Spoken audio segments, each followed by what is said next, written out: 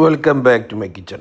അപ്പോൾ ഇന്നുണ്ടാക്കാൻ പോകുന്നത് നല്ല നാടൻ മട്ടൻ കറി. അപ്പോൾ മട്ടന് വാങ്ങിച്ച് ഉള്ളി, തക്കാളി, പിന്നെ പൊടികൾ, കറി പൗഡർ, പേസ്റ്റ്, പിന്നെ സാൾട്ട്, കുരുമുളക്, മുളക് പൊടി, പിന്നെ നമ്മൾ അറബി കുക്കറാണ് നമ്മളിതിന് ഉപയോഗിക്കുന്നത്. അപ്പോൾ നമ്മൾ മീഡിയം ഫ്ലെയിമിലാണ് ആക്കാൻ പോകുന്നത്. ഏകദേശം ഒരു 800 ആ റേഞ്ചിലാണ് വെക്കാൻ പോകുന്നത്. ഇത് ഇലക്ട്രിക്കാണ്.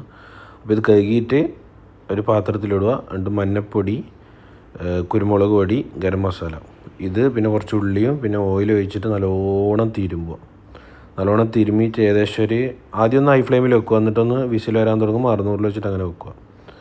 പിന്നെ ഇതിപ്പോൾ വന്നിട്ട് ആയിട്ടുണ്ട് ഒരു 6 വിസിൽ എന്ന് പറയുമ്പോൾ ഒരു 25 മിനിറ്റ്.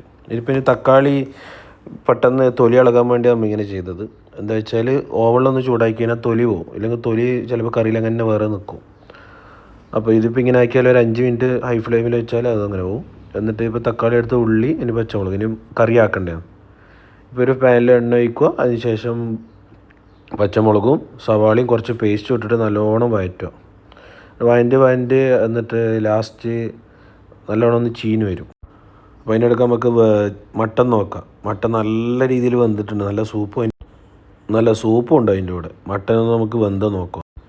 ആ മട്ടൻ എടുത്ത് നോക്കിയാൽ തന്നെ മനസ്സിലാവും, കാണുമ്പോൾ തന്നെ മനസ്സിലാവും. മട്ടൻ നോക്കിയാൽ നല്ല രീതിയിൽ വെന്തിട്ടുണ്ട്, പൂ പോലെ ആയിട്ടുണ്ട്.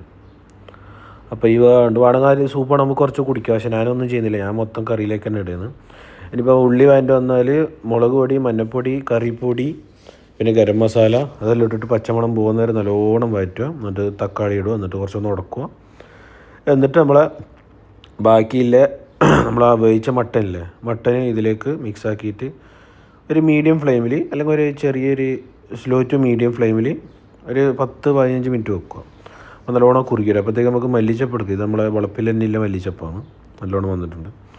അപ്പോൾ കുറച്ച് മല്ലിച്ചപ്പ് എടുക്കുക. മല്ലിച്ചപ്പ് നോക്കിയാൽ നല്ല മല്ലിച്ചപ്പുണ്ട്, ഞാൻ കുറച്ചേ എടുത്തുള്ളൂ. ഇനിയിപ്പോൾ ഇത് കറീനെ കുറച്ച് പെപ്പർ ലാസ്റ്റ് ഇട്ടിട്ടുണ്ട്. അതിനോട് മല്ലിച്ചപ്പ് ഇട്ടിട്ട് കുറച്ചും കൂടിയും ഒരു 2-3 മിനിറ്റ് ഇതെല്ലാം ഇട്ട് കഴിഞ്ഞാൽ പിന്നെ 2-3 മിനിറ്റ് ഒന്ന് അങ്ങനെ ഒന്ന് ഇത് സ്ലോലി ഒന്ന് ബേൺ ചെയ്യാൻ വിടുക. നോക്കിയാൽ എന്താ നല്ല കറി. എന്തിൻ്റെ പേര് അടിക്കുക, അപ്പം അടിക്കുക, ദോശ അടിക്കുക, നെയ്ച്ചോറിൻ്റെ പേര് അടിക്കുക, എന്തിൻ്റെ പേര് അടിക്കുക.